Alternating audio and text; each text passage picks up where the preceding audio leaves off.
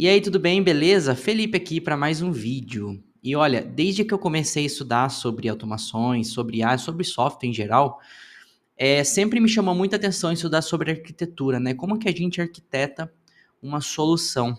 E dentro desse mundo de IA que a gente está surgindo agora, muitos temas novos, né? Várias possibilidades novas, eu sou apaixonado em estudar como que grandes empresas, como que grandes players dentro desse mercado estão criando soluções, né? E recentemente, dia 19 de dezembro de 2024, na verdade, saiu um artigo incrível da empresa Anthropic, né? Que, se você não conhece, é um dos grandes players do mercado de IA generativa, são criadores do cloud também, é, escrevendo aqui todos os conhecimentos deles de como a gente pode construir agentes efetivos que realmente funcionam, né? E esse artigo, ele é uma aula de várias coisas, tá?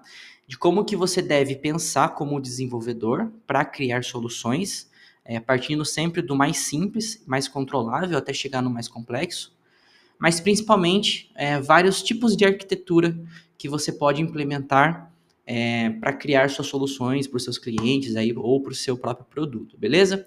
E o que, que eu resolvi fazer? Eu resolvi trazer nesse vídeo aqui um resumo completo desse artigo, bem completo mesmo, a gente vai passar quase que ponto a ponto aqui, e eu vou mostrar alguns cases reais que eu já desenvolvi, então vai ser quase que uma mini aula, alguma coisa assim, onde eu vou passar por esse conteúdo criado por eles, trazendo a minha visão, os meus aprendizados e alguns cases reais que eu já desenvolvi aqui, beleza? Então a gente não vai ficar lendo em inglês para não ter problema, para não atrapalhar.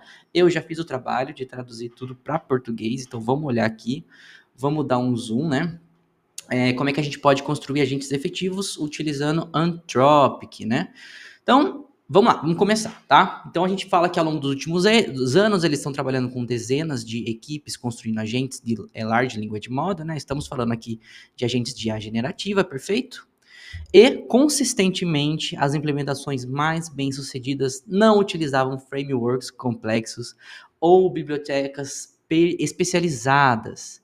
Em vez disso, elas eram construídas com padrões simples e compostos. Então, já de cara aqui na sua cara aqui, já desmonta o que grande parte aí do mercado vem falando, né? Principalmente de grandes não, mas de pessoas que estão falando que devem se construir sistemas super complexos para resolver problemas. Aqui a Anthropic já fala que é o contrário, que as soluções mais bem-sucedidas são as mais simples e elas são mais especializadas em resolver aquele tipo de problema específico, beleza? E eu assino muito embaixo isso, eu assino embaixo, tá? Na comunidade AI Builders direto a gente tem debates em relação a modelos de arquitetura, né? Multi-agentes trabalhando junto ali, mas eu não acho que ainda está no ponto de poder utilizar isso de maneira tão madura e principalmente a gente só precisa utilizar esses tipos de frameworks, esses tipos de padrões, né, em cenários que realmente precisa disso. A maioria dos cenários a gente não vai precisar, tá? E você vai ver, vai ficar super claro aqui quais são os cenários, beleza? De cara, ele já define para a gente o que é um agente, né? Então, o que é um agent? É um sistema totalmente autônomo que opera independentemente por longos períodos, utilizando diversas ferramentas para realizar tarefas complexas. Essa é uma das possibilidades de definição. Ou são implementações mais prescritivas que seguem workflows pré-definidos, beleza? Aqui são algumas formas de definir isso. Na Anthropic, nós categorizamos todas essas variações como Agentic System, ou seja, a gente está falando de sistemas de agentes, beleza? Essa é a grande categoria, sistemas de agentes. Mas fazemos uma distinção arquitetural importante. Dentro dos sistemas de agentes, nós temos os workflows e os agents, ok? Então temos aqui essa divisão e ela é bem importante. A gente vai entender exatamente o que ela significa e nós vamos entender o caso de cada um deles, beleza? Workflows são sistemas nos quais os LLMs e as ferramentas são orquestrados por caminhos de códigos pré-definidos. Vamos lá, quando a gente está trabalhando aqui no N8N, como é que chama isso daqui? Como é que chama essa parte aqui? Ó? Vamos entrar aqui no meu N8N, tá? Esperar abrir. Como é que chama isso aqui? Cada sessãozinha dessa chama um workflow, né?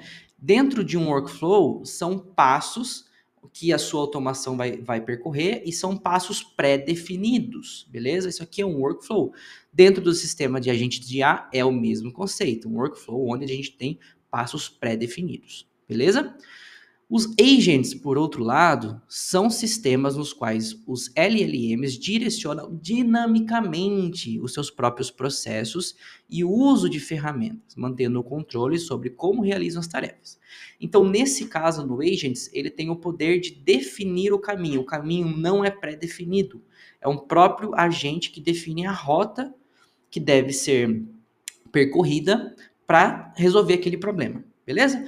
Então, super simples aqui, workflows, rotas pré-definidas, agents, um lugar ali, uma automação, no nosso caso que a gente pode usar aqui, onde o agente ele vai ter autonomia de orquestrar a rota do nosso workflow.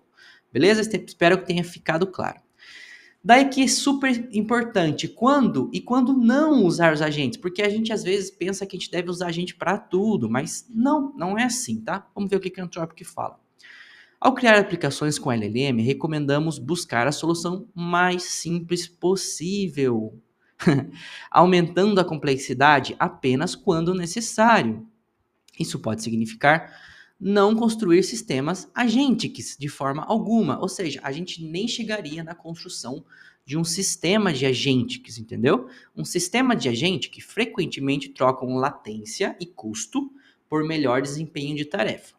Então é importante considerar quando essa troca faz sentido. O que ele está falando aqui para a gente? Primeira coisa que você tem que fazer, como alguém que vai criar soluções, é criar a solução mais simples possível que você vai ter o maior controle. Ponto final. É isso que deve ser feito, beleza? E ele fala aqui, ó, que um sistema de agentes, você vai trocar latência, que é tempo, ele vai demorar mais tempo para resolver aquele problema e vai ficar mais caro, vai ter um custo ali. Ele está fazendo referência ao custo de tokens aqui, principalmente. Mas você vai ter um melhor desempenho para executar aquela tarefa. É como se ele tivesse uma capacidade de raciocinar sobre aquela tarefa. Desde que muito bem feito. Porque se não for bem feito, você não vai ter esse melhor desempenho, entendeu? Você só vai ter latência e custo, ok? Então, isso aqui é extremamente importante. Aí ele fala assim, Felipe, como é que eu crio uma solução sem um sistema de agentes? Dentro do nosso N8N, a gente não consegue aqui, por exemplo, criar uma solução aqui, né? Peraí aqui, ó. Vou colocar um manual trigger, né? Manual trigger, e eu posso colocar qualquer outro passo aqui, né? Vamos dizer que eu vou fazer uma ação aqui no base row, por exemplo, tá? Vou criar uma linha lá. Eu precisei de um sistema de agentes para fazer isso? Não. Isso aqui continua sendo uma maneira de resolver meu problema, entendeu? Super simples. Eu só quero criar uma linha no base row, entendeu? Então, isso que ele está falando para a gente, é essa solução mais simples possível. E eu coloquei aqui, né? Será que uma automação com passos pré-definidos já não resolve o nosso problema? Que é o que eu acabei de mostrar. Talvez sim, tá bom? Quanto maior a complexidade justificada, os workflows oferecem previsibilidade e consistência para tarefas bem definidas, ok? Enquanto agentes são a melhor opção quando a flexibilidade e decisões orientadas pelo modelo são necessários em escala. Ou seja, workflows quando a gente quer algo mais previsível, consistente, e agente quando a gente precisa que um agent tome uma decisão, porque isso vai ser mais eficiente para a nossa solução aqui, ok? Beleza. No entanto, para muitas aplicações, otimizar chamadas únicas de LLM como recuperação e exemplo do contexto geralmente é o suficiente. Tá falando que uma chamada única para um LLM já pode resolver muitos problemas, tá? Ok. Agora vamos partir para um segundo tópico antes da gente entrar nessa parte aqui da arquitetura em si, tá bom? Vamos falar sobre frameworks, tá bom? Existem muitos frameworks que facilitam a implementação de um sistema de agentes, incluindo LangGraph, da Amazon Bedrock, da Rivet, da Vellum, Langflow, qualquer outro aí que a gente está bem acostumado, né? A ouvir falar sobre esses sistemas. Isso aqui são frameworks. O que eles fazem? Eles criam camadas de abstração para a execução de certas etapas do nosso código. E a gente não precisa ficar nos relacionando com aquelas etapas mais profundas. A gente só se relaciona com a etapa mais abstrata, com a mais simples, né? Então ele colocou assim, ó, contudo, eles frequentemente criam camadas adicionais de abstração que podem obscurecer os prompts, as respostas subjacentes, tornando mais difícil de depurar. Além disso, pode incentivar a adição de complexidades desnecessária, quando uma configuração mais simples seria possível. Qual que é esse ponto aqui, tá? Deixa eu mostrar para vocês aqui, ó. Então, eu vou entrar dentro do nosso N8N de novo. E eu tenho um AI Agent aqui dentro do N8N, tá bom? E que basicamente, isso aqui é um framework, tá? O N8N implementou um framework chamado LangChain aqui dentro, e a gente consegue utilizar o framework do LangChain, tá? Super simples, é um único nó, tá? A gente precisa colocar aqui os outros pontos, né? O chat module, uma memory e uma tool, se a gente quiser utilizar. Mas é um único nó, eu não preciso fazer nenhuma chamada API, eu já consigo utilizar um agente aqui de IA, ok? Posso escolher qual do tipo de agente que ele vai trazer pra gente. Mas olha que interessante, tá? Tá vendo que se eu simplesmente utilizar isso aqui vai funcionar, tá? Mas existem camadas aqui por trás que eu não estou olhando. Por exemplo, qual que é o prompt inicial para esse sistema funcionar, né? Qual é o prompt dessa IA? Tá escrito aqui, né? Se eu não vir aqui e escrever o que eu realmente quero, ele vai rodar com esse prompt. You are a helpful assistant, beleza? Outro ponto, qual é o máximo de iteração que esse agente vai fazer? Ou seja, quantas vezes ele vai ficar refletindo sobre as ações dele? Tá escrito aqui que são 10. Pô, mas e se eu precisasse apenas de 2? E se eu precisasse sei lá, de não ter limite aqui, sei lá, eu não preciso que isso aqui tenha limite. Tá vendo que é mais uma camada que está um pouco escondida, que pode gerar um pouco de complicação? Quais são, se eu quero retornar os passos intermediários, né? E por aí vai. Eu estou tentando demonstrar que cada um desses agentes dentro de frameworks, eles, por terem o objetivo de facilitar a implementação, eles possuem algumas camadas que, se a gente não dominar, a gente só vai confundir a nossa solução, entendeu? Aqui, ó, olha aqui, ó, eu coloquei aqui, ó, o Conversational Agent, ele vem de padronizado esse prompt aqui como a mensagem do humano, entendeu? Então, esse prompt, ele está padronizado aqui dentro, e eu tenho limites, o que eu posso ou não mudar. É isso que ele está falando aqui. Então, o framework, ele pode trazer benefícios, mas ele também exige que você estude, se aprofunde para ter noção perfeita do que deve ser feito. E aí vem a sugestão. Sugerimos que os desenvolvedores comecem a utilizar diretamente as APIs de LLM. Muitos padrões podem ser implementados com poucas linhas de código. Isso aqui a gente sempre falou dentro da EA Builders, e a gente direto, há muitos membros, né, novos membros, chegam falando, cara, eu quero implementar um agente pronto. Eu falo assim, irmão, beleza, vai implementar. Só que o primeiro ponto é você entender os fundamentos, e você vai entender os fundamentos criando algo como esse aqui, ó.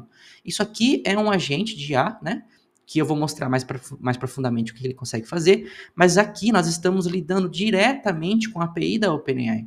Então, a gente aprende exatamente como é que a gente trabalha com a API, como é que isso aqui está estruturado. Então, por exemplo, aqui a documentação da PNI. O que é um assistente, o que é uma thread, o que é uma message, uma run, né? O que é um vector store. A gente vai trabalhando com tudo isso e vai lidando direto com eles. Fazendo isso, a gente elimina completamente qualquer camada de abstração. Nós estamos lidando direto com o LLM, entendeu? Por isso que nós sempre defendemos a conexão direto com a API. Você tira do meio coisas que podem complicar, beleza? Feito aqui essas ressalvas, né? Vamos passar agora pela arquitetura, tá? E me fala aqui se está gostando desse vídeo, se está aqui ainda, né? Comenta aqui embaixo o que você está achando, dá a sua visão aí, a sua experiência, que para mim vai ser bem legal. Aproveita e dá o like no vídeo, porque esses conteúdos aqui dão bastante trabalho, ok? Então, vamos começar a pensar aqui nos sistemas. Aí ele coloca o primeiro sistema aqui, que é o Build and Block, que é Augmented LLM, o termo em inglês travou. Basicamente, que é um LLM aumentado, ok? O bloco de reconstrução básico do sistema, gente, que é um LLM aprimorado com argumentations como recuperação, que é o retrieval, ferramentas, tools e memória. O que ele está falando isso aqui? Esse aqui é o pilar, tá beleza? Quando a gente está falando de LLM, agora, a partir de agora, nós vamos falar de LLM, nós estamos falando de um LLM aumentado. Um LLM que tem acesso a retrieval, tá? Retrieval é o quê? Quando a gente pega, treina, vamos lá, a gente tem um PDF que fala sobre todos os detalhes da nossa empresa. A gente pega esse PDF, guarda num banco de dados lá especializado, e agora o LLM ele tem capacidade de ir buscar esses dados através de semelhança para trazer o contexto e poder responder, beleza? Isso aqui se chama retrieval, e ele faz um processo de query e resultado, tá bom? A parte de tools é quando a gente dá o poder para o LLM executar ferramentas externas, geralmente. Então, vamos dizer que eu quero consultar aqui um banco de dados. A gente vai dizer para o LLM que ele tem que pegar uma resposta desse padrãozinho aqui, e agora, quando ele pegar essa resposta, ele consegue consultar o banco de dados e trazer um retorno, beleza? Felipe, pelo amor de Deus, como é que isso aqui funciona? Você está falando grego para mim, calma. Isso aqui, dentro desse workflow aqui, por exemplo, que a gente ensina na comunidade, nós temos aqui, ó, a nossa IA, ela tem a capacidade aqui, por exemplo, ó, de buscar livros, tá? Esse aqui é um projeto chamado Bookkeeper, onde é um agente que ele tem essa capacidade. Ele vai lá, consegue buscar livros no banco de dados, ele consegue buscar dados do usuário, na verdade, salvar dados do usuário e buscar dados do usuário, que são informações, são ações diferentes, entendeu? Então, nós estamos dando poder para o nosso LLM executar tarefas, operar sistemas. Isso aqui é bizarramente foda e poderoso, beleza? E essa questão da memória é quando ele consegue construir um histórico, basicamente. Então, toda vez que entra uma pergunta, ele vai responder, vai gravar no histórico, e toda vez que ele vai responder de novo agora, ele pode olhar aquele histórico das respostas para responder de forma contextualizada. Simples assim, beleza? E aqui o nosso fluxo é o seguinte: entrada, LLM e saída. Não tem nuance, super tranquilo. Então, um workflow, uma ação, né? Ela entra, é transformada e sai. O mais básico da programação, isso aqui, por isso que ele está falando que é o fundamento, né? O building block, tá beleza? Alguns aspectos chaves de implementação, ou seja, a gente tem que adaptar essas capacidades para o seu caso, uso específico. O que ele está falando? Eu quero fazer um sistema de agendamento.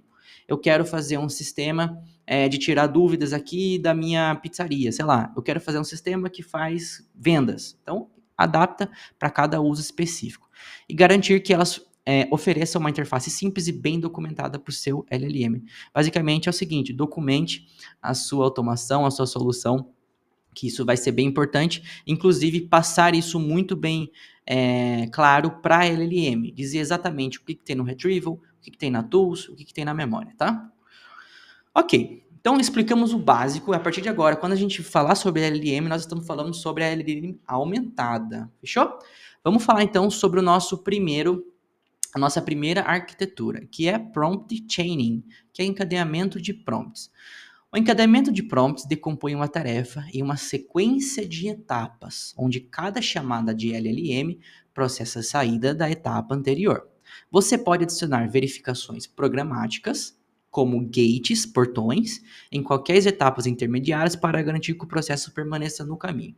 Ou seja, dentro desse fluxo aqui, tá? Não tem como aumentar assim? Vamos ver se eu consigo aumentar. Beleza. Dentro desse fluxo, quando a gente dispara ali a nossa automação, no caso, a nossa solução, uma LLM é chamada, tá bom? E ela vai trazer um output. Dentro desse output, nós vamos, através da própria programação, então a gente vai programar ali um gate, um portão, que ele vai dizer pra gente se deve ser finalizado ou deve continuar.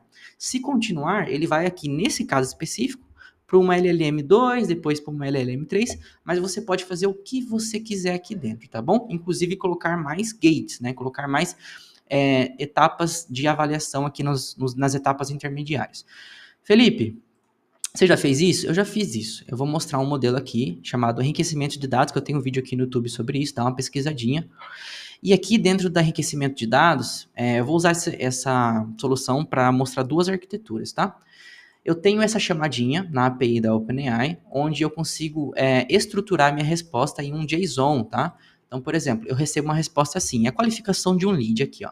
Então, qualifico esse lead e no final aqui ele fala assim, qual é a urgência de atendimento desse lead perante a chance dele fechar a compra, né? Ele comprar o meu produto. Eu fiz isso. Então, uma IA trouxe isso para mim. Ele classificou como alta naquele caso. E aqui eu tenho um gate, ó. Eu tenho um switch dentro do N2N que ele é um gate. Ele viu, ó, se for baixa, faça isso. Se for média, faça isso. Se for alta, faça isso. né? Então, isso aqui é exatamente a arquitetura que ele mostrou para a gente. Se for baixa, não vai acontecer nada. Se for média, também não. Agora, se for alta, eu quero que você gere uma resposta personalizada e devolva para esse usuário, por exemplo, ou mande aqui no meu caso, um e-mail para o meu vendedor com todos os dados desse usuário e uma estratégia específica ali para você entrar em contato com esse usuário e vender ali de acordo com as informações que a gente já capturou dele, beleza? Posso ter falado muita coisa aqui, mas basicamente é isso. Então, a IA, ela traz para a gente uma categorização, a gente usa programação para definir os próximos passos, tá bom?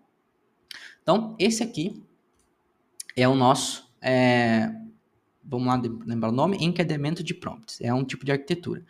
E ele fala assim, ó, ideal para soluções que tarefas podem ser facilmente e claramente decompostas em subtarefas fixadas.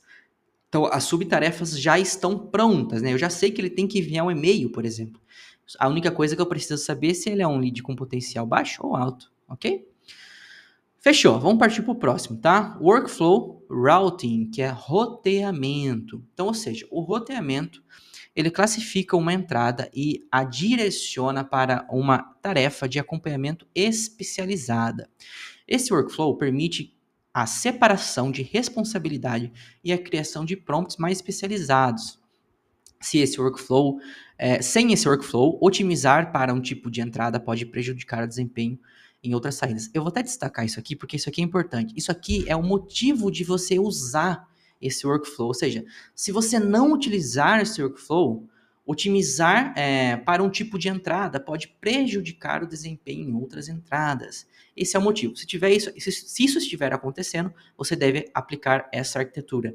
Se não, você não deve. Você deve fazer uma arquitetura simples. Esse é o conceito, tá bom? Então, qual que é a ideia aqui? A uma entrada de dados, uma LLM vai ser um router. Ela vai definir para qual caminho aquela ação deve ser seguida. E o mais legal é que nós temos um exemplo disso. Inclusive, eu tenho um curso que eu mostro dentro da AI Builders, eu tenho um curso onde eu mostro para você a criação aqui, um sistema de multi-agentes, né? É um curso que ele está em desenvolvimento e a gente já tem essa primeira etapa que é exatamente um router, né? Então, o usuário manda mensagem para a gente, o nosso router classifica qual agente de IA, que no caso é um assistente aqui, deve conversar com esse usuário e esse agente de IA agora vai conversar com esse usuário. Felipe, como é que isso aqui funciona na prática? Vamos lá. Deixa eu mostrar aqui. Tá, tenho aqui o sisteminha nosso, o multi-agente, funcionando normal, no padrãozinho que eu já ensinei vários vídeos que a gente ensina na AI Builders. Em determinado momento aqui, a gente separa os dados desse usuário e envia para o router, né?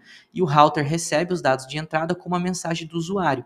Só que além disso, ele está aqui dentro, ele vai conseguir classificar, por exemplo, ó, vamos ver se eu consigo mostrar rapidinho. Formata a mensagem, todas as mensagens aqui. Talvez fique muito aqui. Tá, tudo bem, não importa, tá? Eu queria mostrar aqui. Aqui, é isso que eu queria mostrar. Vamos lá. Essa aqui, ó, o agente para o qual, o que ele deve fazer, né? Vamos lá. O agente para o qual a mensagem do usuário será encaminhada. Se a dúvida for relacionada a vendas, envie para o agente de vendas. Se for suporte técnico do conteúdo do curso, agente do suporte técnico. E se for dúvida sobre a assinatura do usuário, agente administrativo. Então, passei um prompt para ele. Estou usando aqui o modelo de resposta padronizada, né? Um JSON aqui, para ele trazer para mim. Trago e aqui nesse agente específico, esse router, ele definiu que esse usuário deveria ser enviado para o agente administrativo. Quando isso finaliza, eu volto para cá e agora o agente administrativo que vai atender esse usuário. Beleza? Esse aqui é um sistema de router, de roteamento, workflow de roteamento, onde nós vamos ter um router que vai definir qual fluxo deve ser seguido para resolver aquela task. Perfeito? Tá aqui, né? Exemplo de onde é útil direcionar diferentes tipos de consulta de atendimento ao cliente. Por exemplo, perguntas gerais, solicitações de reembolso, suporte técnico. Foi exatamente o que eu já tinha feito, tá bom? Isso aqui é bem legal, ó. Isso aqui é uma técnica muito boa. Encaminhar perguntas fáceis e comuns para modelos menores, como o Cloud 3.5, e perguntas difíceis e incomuns para modelos mais robustos, como o Cloud 3.5 Sonnet. Tá bom? Otimizando custos e velocidade. Tá vendo? O router ele vai ser útil para você otimizar custos e velocidades, e aí você consegue controlar isso de acordo com o nível da pergunta, né? Fechamos mais um, vamos partir para o próximo. Espero que você esteja gostando e acompanhando. Vamos entrar agora numa outra arquitetura chamada Parallelization. É até difícil falar, né? Paralelização. Basicamente é o seguinte, é onde a gente vai ter um workflow que ele vai trabalhar simultaneamente em uma tarefa e ter suas saídas agregadas programaticamente. Esse workflow, chamado de paralelização, apresenta duas versões principais, beleza? Seccionamento, ou seja, dividir uma tarefa em subtarefas independentes que são executadas em paralelo. Vou mostrar como é que funciona. Ou votação, que é executar a mesma tarefa várias vezes para obter resultados diversos. Então vamos lá. Quando a gente começa o nosso workflow, esse workflow vai ser subdividido aí em 3 caminhos, no caso aqui, né? Então, os 3 LLMs, e depois, através de programação, a gente vai agregar tudo isso e vai dar o output do nosso workflow. Felipe, você tem um exemplo disso? Tenho, também tenho. Aqui no enriquecimento de dados, ó, é exatamente isso. Então, essa automação aqui, ela recebe um webhook de preenchimento de um formulário, basicamente de um lead endereçado num produto, tá? Essa aqui é a ideia. Quando isso acontece, eu começo 3 workflows aqui. Então, por exemplo, aqui eu vou pegar os dados desse usuário e vou lá dentro do LinkedIn dele e vou fazer um web scraper no LinkedIn dele, tá? Aqui, ó, aqui tá o LinkedIn, ok? Então, vou no LinkedIn, pego os dados, depois eu pego uma IA para resumir esses dados, para dar os dados bonitinhos para mim. Aqui no de cima, né, no workflow aqui de cima, eu pego e eu vou no site da empresa desse usuário, faço um web scraper, pego todos os dados do site desse usuário, tá? E aqui embaixo eu simplesmente trato os dados do formulário. Então ele preencheu o formulário, eu trato esses dados, limpo ele. Depois, no final, eu agrego todos esses dados. Está tudo agregado aqui. E a partir de agora, eu poderia fazer qualquer tipo de workflow, entendeu? No meu caso, especificamente, eu agreguei através de programação. E depois, eu fiz uma chamada para um LLM para ele poder estruturar esses dados de uma maneira mais inteligente. Então, ele analisa esses dados, traz a resposta, aquela coisa toda que eu já mostrei, entendeu?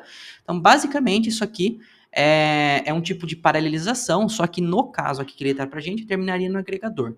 No meu caso, eu dei um passinho a mais aqui, fiz uma outra tarefa depois do agregador, tá? Por que isso aqui Vamos falar sobre as diferenciações, né? Seccionamento e votação, tá? Qual que é a parte do seccionamento? Implementar guardrails, onde uma instância do modelo processa as consultas do usuário, enquanto outra verifica se há conteúdo ou solicitações inadequadas. Isso tende a ser mais eficaz do que usar a mesma chamada para lidar com guardrails. Então, essa é uma forma de você fazer seccionamento. Outra forma é automatizar avaliações de desempenho de LLMs, onde cada chamada avalia um aspecto diferente do desempenho do modelo de um determinado prompt. Beleza? Esse é o seccionamento. Você vai fazer várias etapas ao mesmo jeito e no final a gente vai juntar ali, né? E depois revisão, tá? Essa aqui, na verdade, desculpa, votação é a outra forma de fazer paralisação. É que são vários nomes em inglês e português que confunde a cabeça, né? Revisar um trecho do código em busca de vulnerabilidades, onde diferentes prompts analisam e sinalizam o código sem identificar algum problema. Então, eles estão fazendo... Qual que é a diferença aqui, tá?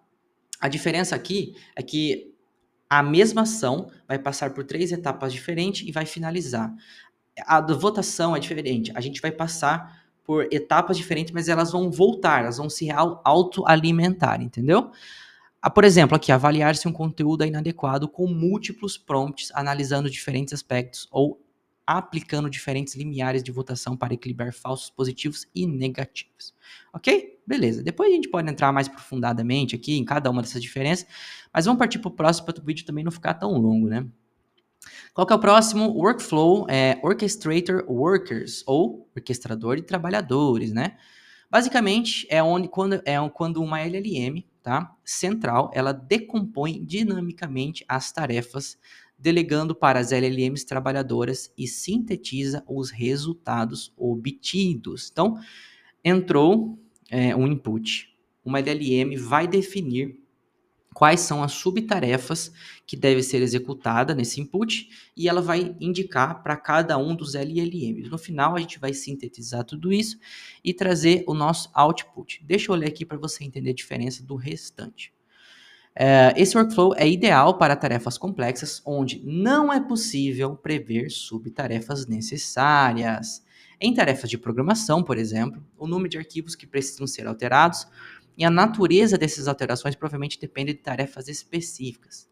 Embora seja semelhante ao workflow de paralisação, a principal diferença está na flexibilidade. As subtarefas não são pré-definidas, mas determinadas dinamicamente, beleza? Então, ou seja, enquanto esse aqui obrigatoriamente o nosso fluxo, né, vai passar dentro dessas 3 subtarefas, aqui não. Aqui o nosso orchestrator, ele vai definir em quais dos fluxos vai ser necessário que a gente percorra, beleza? Essa aqui é a ideia aqui. Vamos partir para o próximo? Não, na verdade, deixa eu falar onde que é útil, né? Ferramenta de condição, ferramentas de codificação que realiza alterações complexas em vários arquivos de cada vez. Tarefas de buscas que envolvem reunir e analisar informações de diversas fontes para encontrar dados relevantes. Deixa eu trazer um exemplo real para vocês, tá? Aqui eu fiz vários vídeos já sobre o Lovable, né? Uma ferramenta de criar aplicativos utilizando apenas IA. E dentro do Lovable, ele precisa executar várias tarefas ao mesmo tempo, tá? Então, quando a gente pede, por exemplo, para alterar um código, ele vai fazer isso, ele vai fazer em vários arquivos essas tarefas. Só que ele vai definir quais tarefas devem ser executadas através do orchestrator. É uma IA que define qual tarefa deve ser executada naquele momento. Beleza? Eu trouxe aqui um exemplo real, né? Agora temos aqui um outro workflow, que é o Evaluator Optimizer, que é o avaliador otimizador. Nesse workflow, uma chamada de LLM gera uma resposta, enquanto outra fornece avaliação e feedback em um ciclo interativo. Isso aqui é muito interessante, essa ferramenta é muito legal para melhorar a qualidade das respostas, beleza? Então vamos lá, ele é especialmente eficaz quando há critérios claros de avaliação e quando o refinamento iterativo agrega valor mensurável. 2 sinais de boa adequação são, primeiro, a resposta do LM pode ser demonstradamente melhorada quando um humano fornece feedback articulado, ou seja, você pode inserir essa arquitetura aqui quando, por exemplo, dentro do seu workflow, a resposta de um humano fosse interessante, entendeu? E aí você pode substituir a resposta de um humano, por exemplo, por um LLM Evaluator, que vai refletir sobre o que ele acabou de receber. E aqui, segundo o próprio LLM, pode oferecer esse feedback, como eu falei aqui. Isso é análogo ao processo interativo que um escritor humano utiliza ao revisar e aperfeiçoar um documento. O input entra, o nosso LLM vai gerar alguma solução, vai passar para o Evaluator. O Evaluator vai falar se tá bom, se não tá bom. Se não tiver bom, volta para o Generator agora com os feedbacks. Ele vai criar de novo. Agora, se chegou no Evaluator, tá ok, foi aceito. Nosso output já pode sair, ok? Muitos SaaS, micro SaaS que fazem criação de newsletter, de post para blogs, né, de conteúdo, utilizam essa arquitetura aqui. Beleza? E essa aqui foi a última arquitetura dentro dos workflows. A gente tem capacidade maior de programar nossas soluções. Agora vamos falar um pouquinho sobre a parte dos agentes, que ele está chamando de agentes aqui, tá? Então, os agentes estão emergindo em produção à medida que as LLMs amadurecem em capacidade-chave, como compreender entradas complexas, engajar-se em raciocínio e planejamento, usar ferramentas de forma confiável e se recuperar de erros. Ou seja, nós temos esses pilares aqui que eles são muito necessários para que a gente tenha um agente que funcione de forma adequada. E cada vez mais que a gente consegue melhorar nisso, os agentes vão ganhar mais autonomia para criar esse tipo de soluções, entendeu? Então, hoje nós estamos num ponto que os agentes são super poderosos já, mas se a gente conseguir programar o máximo possível ali e tornar aquilo mais simples, talvez seja melhor do que a gente partir para uma parte de um agente que ele ainda não tem, ele não consegue compreender a entrada complexa, ele não vai fazer um planejamento adequado, não vai saber qual ferramenta utilizar, não vai se recuperar de erros. Essa aqui é a ideia, beleza? Vamos lá. Os agentes começam seu trabalho com um comando ou uma discussão interativa com o usuário. Uma vez que a tarefa está bem clara, os agentes planejam e operam de forma independente, podendo retornar ao humano para mais informações e julgamento. Então, é isso daqui que a Anthropic está chamando de agente, tá bom? Esse termo aqui, ele é super discutido, a gente pode estar falando de agente desde o início, mas ele está chamando de agente dentro desses sistemas de agente, um agente onde que nós vamos nós humanos, né, vamos interagir com o agente de IA, ele vai entender o que deve ser feito, uma vez que ele entende, ele vai começar a interagir com o ambiente, que você vai entender o que é, tá? Mas basicamente que todas as habilidades que ele possui, ele vai conseguir ficar raciocinando sobre aquilo, executando, refletindo, corrigindo erros, tá? E se necessário, ele vai inclusive fazer perguntas para o humano de novo, para entrar dentro do fluxo. Essa que é a ideia aqui, ó. Durante a execução, é crucial que os agentes obtenham a verdade fundamental, tá mal traduzido isso aqui, ground truth, em cada etapa, com resultados de chamadas de ferramentas ou execuções de código para avaliar o progresso. Basicamente, o que a gente está falando aqui é que ele precisa saber muito bem quais são os poderes que ele possui para conseguir refletir o que deve ser feito em cada etapa. Os agentes eles podem fazer pausas para receber feedback humano em pontos de verificação ou encontrar bloqueios. Ele pode, inclusive, parar, né? Ele pode definir que deve ser encerrado aquele processo. A tarefa geralmente termina quando é concluída, mas também é comum incluir condições de parada, como, por exemplo, o número máximo de iterações para manter o controle. Os agentes eles podem lidar com tarefas sofisticadas, mas sua implementação é geralmente simples. Eles são, em essência, LLMs que utilizam ferramentas baseando-se nos feedbacks ambiental em ciclos, né? Portanto, é essencial projetar os conjuntos de ferramentas e sua documentação de forma clara e cuidadosa. Caramba, Felipe, o que que é isso, né? Aqui está bem descrito, ó. Então, um agente, basicamente é o seguinte, tá? A gente vai ter a nossa primeira interação ali, e a LLM, ela vai ter a capacidade de interagir com você novamente, e ele vai poder definir ações com o ambiente, receber feedbacks desse ambiente. Ao estar alimentado com esse feedback, ele vai poder definir uma nova ação, por exemplo, ou ele vai poder finalizar, ou ele vai poder conversar com o humano, ele vai tomar essas decisões, tá bom? Isso aqui é basicamente um agente de IA que nós vemos implementados aqui, ó. Então, deixa eu entrar novamente. Esse agente de IA ele é capaz de fazer isso.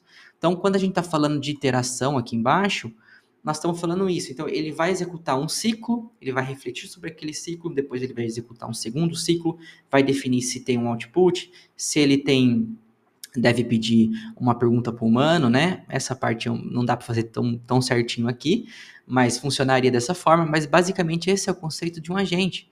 E é também o conceito do que a gente ensina no curso, né? Então, por exemplo, o Bookkeeper, ele também entra dentro desse perfil. Ele não vai fazer aquela parte de planejamento, porque na verdade isso depende mais do prompt, tá bom? Mas toda vez que a gente pega lá o nosso histórico e a gente envia para o nosso assistant da OpenAI, que a gente utiliza aqui como agente, ele vai poder fazer esses ciclos. Então, ele tem um ciclo aqui, por exemplo, de fazer uma ação de chamar uma tool, uma ferramenta. Ele vem para cá. A gente poderia adicionar aqui um outro ciclo que já está, na verdade, embutido dentro do assistant, que é acionar o retrieval. Então, ele também pode acionar o retrieval. A gente pode adicionar um outro ciclo aqui que pode acionar o histórico. Então, ele fica fazendo isso daqui. Por isso que toda vez que a gente vai trabalhar com assistant, a gente precisa trabalhar com um loop para verificar o status de saída daquele assistant. Olha quantas saídas ele pode trazer para a gente. Ele pode trazer uma saída que ele precisa de uma ação externa, ele pode ter uma saída que foi completo, aquela requisição, ele pode fazer que está na fila, a OpenAI botou na fila lá, ele pode estar em progresso, ele pode estar refletindo, está sendo cancelado, deu erro, está failed, né? Ou ele foi incompleto. Então, são vários tipos de saída que um agente pode trazer para a gente, e nós temos que estar sempre preparados a lidar com essas saídas, para conseguir fechar ali o ciclo do agente, beleza? Daí, vamos lá. Quando usar agentes? Vamos trazer aqui para a gente qual o momento que a gente deve utilizar. Agentes são ideais para problemas abertos, onde é difícil ou impossível prever o número necessário de etapas e onde não é possível codificar um caminho fixo. Nessas situações, a LLM pode operar por várias interações, sendo necessário ter algum nível de confiança em sua capacidade de tomada de decisão. A autonomia dos agentes os torna especialmente adequados para escalar tarefas em ambientes confiáveis. Então, vamos usar aqui um exemplo prático, tá? Vamos pensar que você quer um agente de agendamento que ele seja capaz de qualificar aquele lead e fazer um agendamento. Isso aqui é perfeito para esse uso. Por quê? Porque ele vai ficar interagindo com o humano a fim de qualificá-lo, explicar sobre o seu produto, por exemplo, e demonstrar para ele que tem a capacidade de agendar uma call com o vendedor. E a partir do momento que o humano fala, beleza, eu quero agendar uma call, o agente vai extrair informações e ele vai tomar uma decisão. Ele vai pegar e vai chamar uma tool, fala assim, cara, agora está na hora de marcar a sua call. Eu vou lá, marco a call através da nossa programação e eu volto para o fluxo. Aí ele vai voltar para o fluxo assim, olha, a call foi marcada tal dia. E agora com isso ele vai conseguir falar para o humano, humano, a sua call foi marcada tal dia com o vendedor tal, tá aqui o link, entendeu? Isso aqui que é o agente é capaz, isso aqui é revolucionário. É muito importante. É como se a gente estivesse dando autonomia para que um robô defina o que deve ser feito, entendeu? Só que é importante, você precisa definir exatamente é, qual é o workflow que realmente precisa dessa autonomia toda, né? Essa autonomia toda ela tem que ser necessária para dar certo, beleza? Porque a natureza autônoma dos agentes implica em custos mais elevados e no potencial de erros acumulativos. Pode dar muito errado. Recomendamos testes extensivos em ambientes isolados, né? Para você testar, juntamente com a implementação de guardrails apropriados. Ou seja, deu erro aqui, por exemplo, na nossa automação, ó, deu erro, o que, que você vai fazer? Vai fazer alguma coisa, isso aqui é um guardrail, tá? Por último, ele traz aqui um exemplo de um agente específico aqui para o caso dele. Então, o humano aqui faz uma interação com a interface, né? Até o momento que a LLM chega com o contexto a LLM consegue se relacionar com o environment, né? Que é aquilo que eu falei, que é o retrieval, que é a tool, que é o histórico. E ele vai começar a interagir com isso, ele vai ficar tendo feedback, vai responder, vai melhorar. E depois, quando tiver completado, ele vai devolver para o humano. Beleza? Basicamente isso. Então vamos agora partir aqui para essa parte de combinação e depois para o nosso resumo, né? Esses blocos de construção, eles não são prescritos, não estão escritos em pedras, tá? Eles são padrões comuns que os desenvolvedores podem mudar e combinar para atender diferentes casos de uso. Ou seja, se você conhecer alguém que fala, cara, tem que ser assim, esse é o único jeito que deve ser feito, esqueça, essa pessoa está mentindo para você. Porque até a Anthropic está falando, esses são padrões comuns.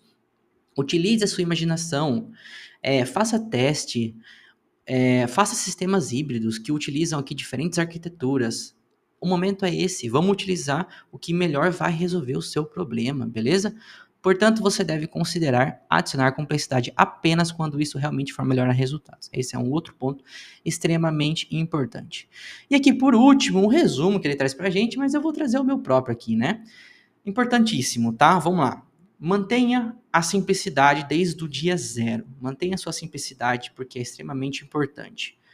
Defina uma arquitetura que você tenha a maior capacidade de controle. Então, se você conseguir programar a maior parte do seu workflow, vai por mim, vai ser melhor, vai funcionar melhor, você vai ter melhores resultados e você vai evitar bastante erro.